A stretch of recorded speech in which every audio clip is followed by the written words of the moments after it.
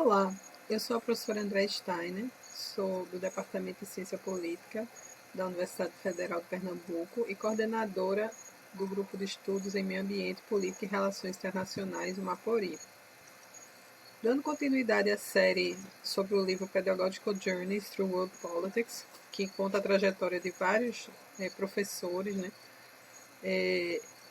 eu vou apresentar o capítulo 7, que fala da professora Jennifer Sterling Falker, do Departamento de Ciência Política da Universidade de Connecticut.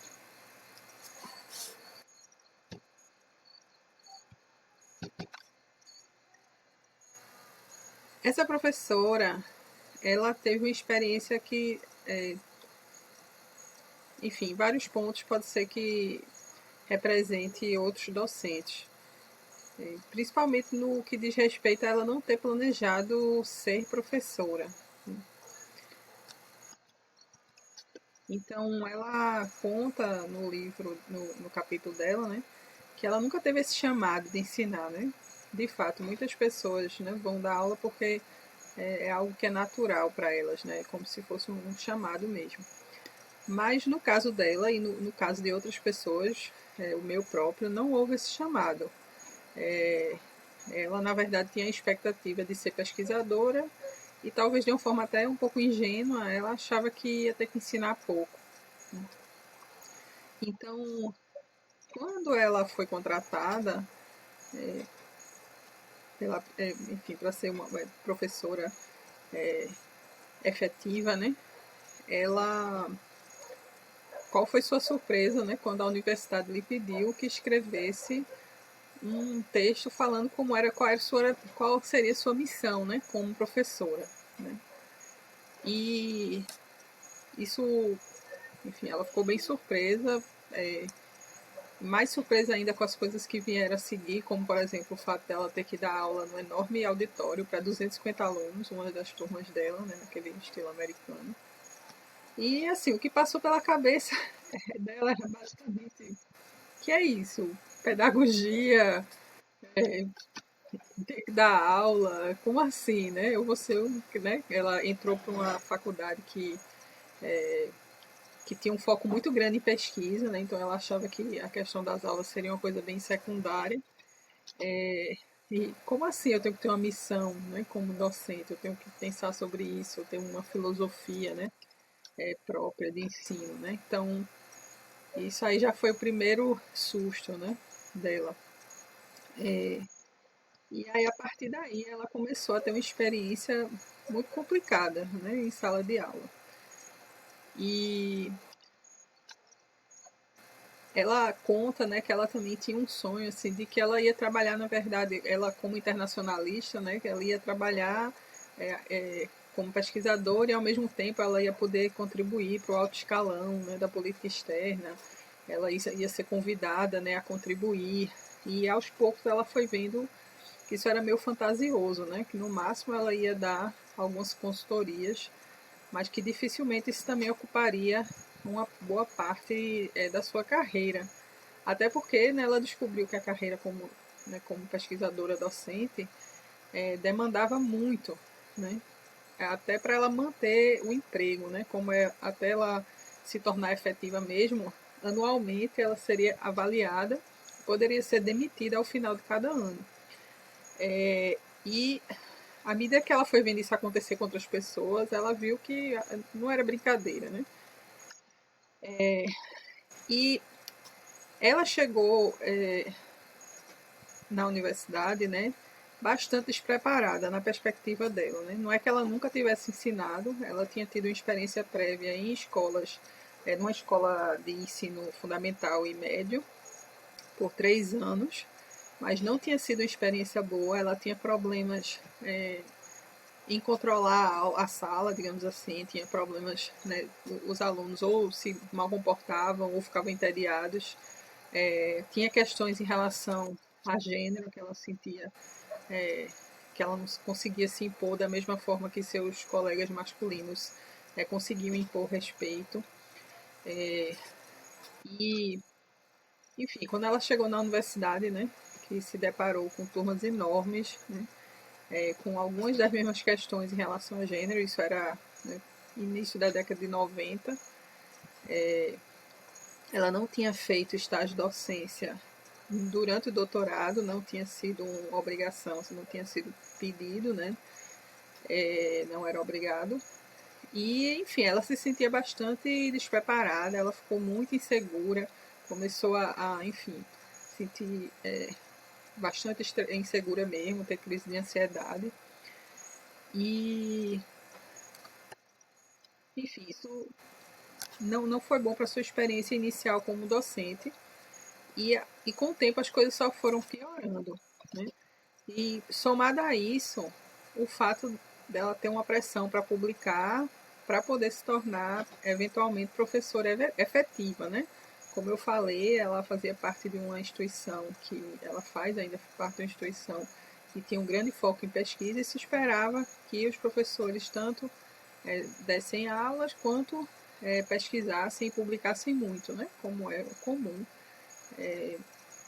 lá nos Estados Unidos e também aqui nas universidades públicas.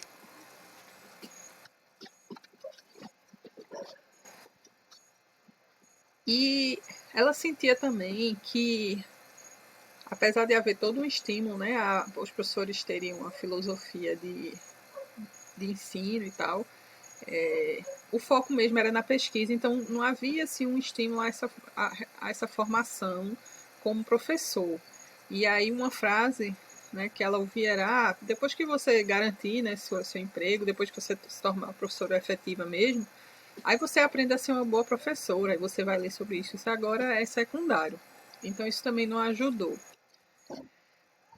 E aí ela desenvolveu o que ela, né, reconheceu depois como a síndrome de impostor. Né? Ela nunca achava que estava preparada o suficiente. Ela tinha medo que os alunos fizessem perguntas em sala e ela não conseguisse responder. Ela estava sempre estressada, né? É, enfim, tudo que ela fazia, assim, ela não achava o suficiente, nada era suficiente. Ela tinha medo de crítica, né? E, enfim, e depois ela se deu conta que ela estava, né, com a famosa síndrome do impostor, né? Como se ela não fosse qualificada o suficiente para fazer aquele trabalho, apesar de ela ser, né?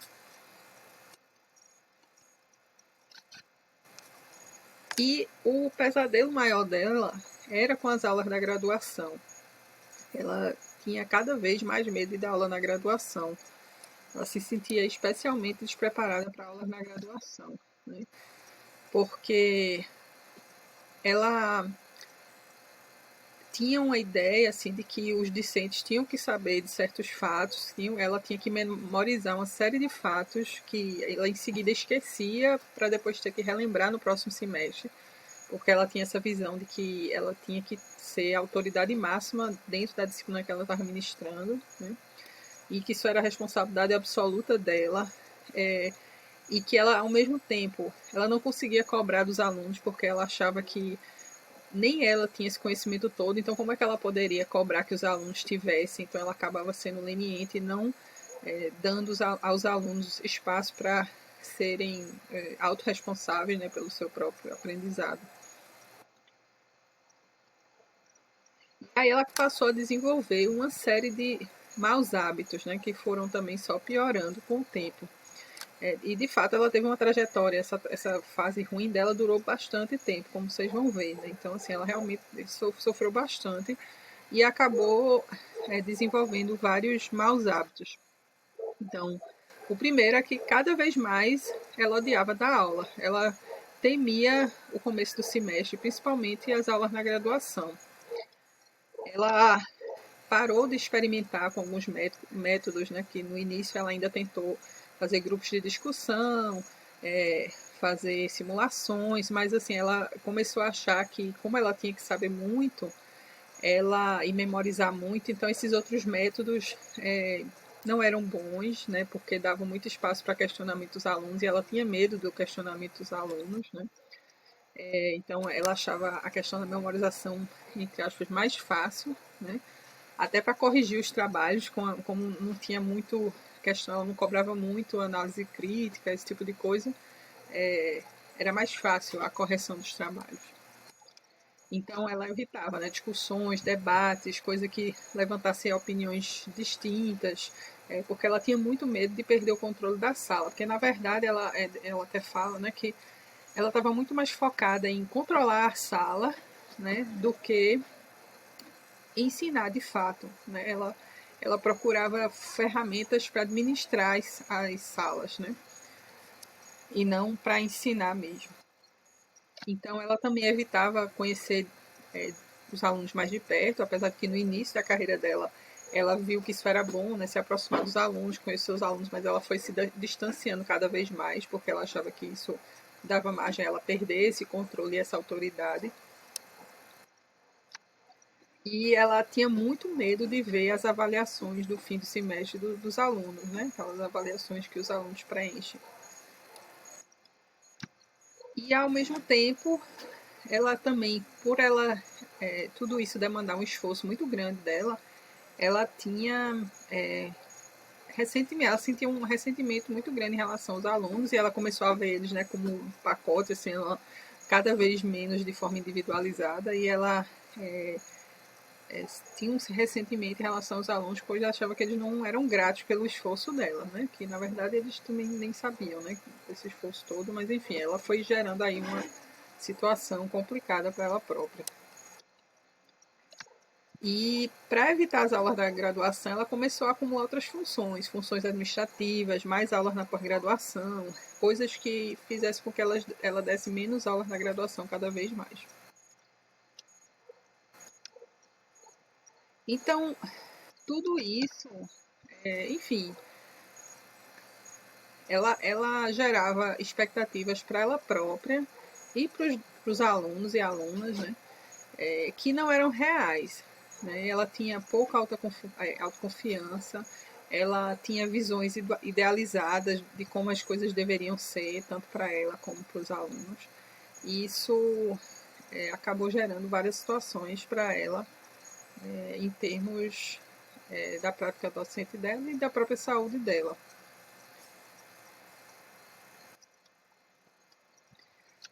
Isso, todo esse processo durou longos 14 anos. Né?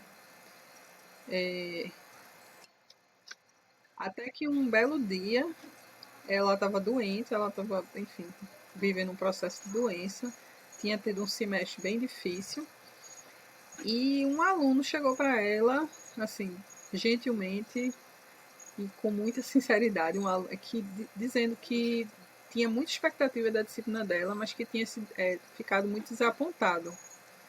E ela disse que em outros momentos pode ser que ela não tivesse nem parado para ouvir o aluno, ela teria ficado muito ressentida, muito chateada, mas naquele momento ela estava um pouco debilitada, cansada, e ela parou para conversar com esse aluno. Esse aluno, durante cerca de meia hora, sentou com ela e disse o que é que ele esperava. E falou como outros professores tinham feito, tinham ministrado disciplinas que ele tinha gostado, e como essa disciplina, enfim, ele não tinha gostado por tais motivos, e ela disse que isso foi extremamente positivo, porque ela percebeu vários erros que ela estava cometendo e que não estava querendo enxergar. E ela, por fim, teve um insight do porquê ela odiar tanto ensinar. Porque no final das contas, ninguém nunca tinha ensinado a ela como é que deveria ser esse processo de ensino, né? Ela nunca tinha aprendido. E esse aluno, de certa forma, foi a primeira pessoa a fazer isso. É, e ainda com gentileza, né? Com paciência.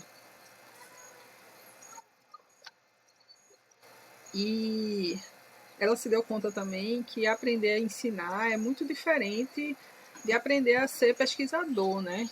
Quando você vai aprender a ser pesquisador, você basicamente aprende a focar num único assunto que você vai aprender e desenvolver ao longo da sua carreira como pesquisador ou pesquisadora.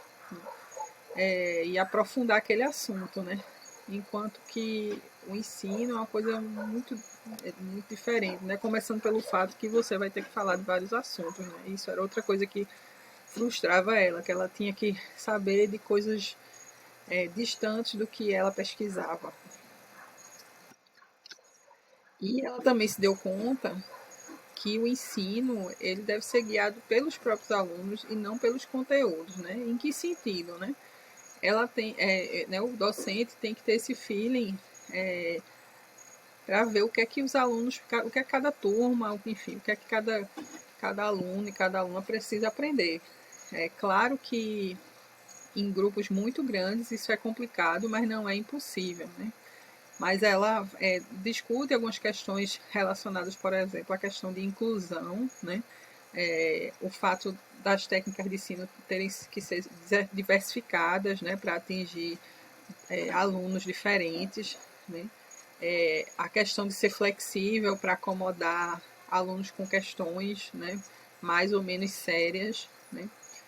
E isso também está ligado à questão que ela tinha muito essa questão de controle, né, de ter que controlar as turmas, né? Então ela fez uma reflexão em relação ao controle versus o ensino, né?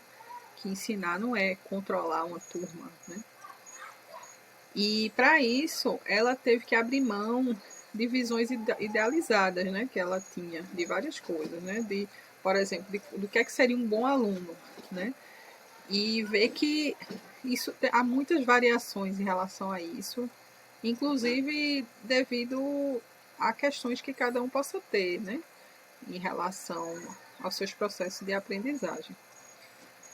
E por último, ela aprendeu a ajudar os alunos a se autorresponsabilizar pelo seu próprio aprendizado, né? Porque ela meio que se sentia responsável por tudo e assim ela acabava meio que passando a mão na cabeça dos alunos, né? Porque ela achava que se um aluno falhasse era culpa total dela, né? E isso acabava sendo ruim também para os alunos. Então, ela passou dessa postura de ter que ser a autoridade máxima a uma postura de mentora, né? Até chegar no que ela considera ser o objetivo atual como professora, que é de fornecer as ferramentas e experiências para ajudar os discentes a ter sucesso em atingir as suas próprias metas e sonhos, não as metas e sonhos dela própria, né? E como lição maior, ela, enfim, ela diz, né, que é possível, né, se tornar um docente.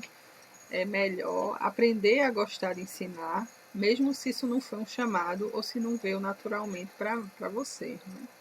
Isso realmente reverbera muito comigo. Eu não passei 14 anos sofrendo como professora, mas tive muitos desafios, muitas coisas que ela falou, eu me identifiquei. E achei muito bonita a história dela, porque talvez outras pessoas tivessem até desistido, né? Porque realmente foi um processo extremamente sofrido.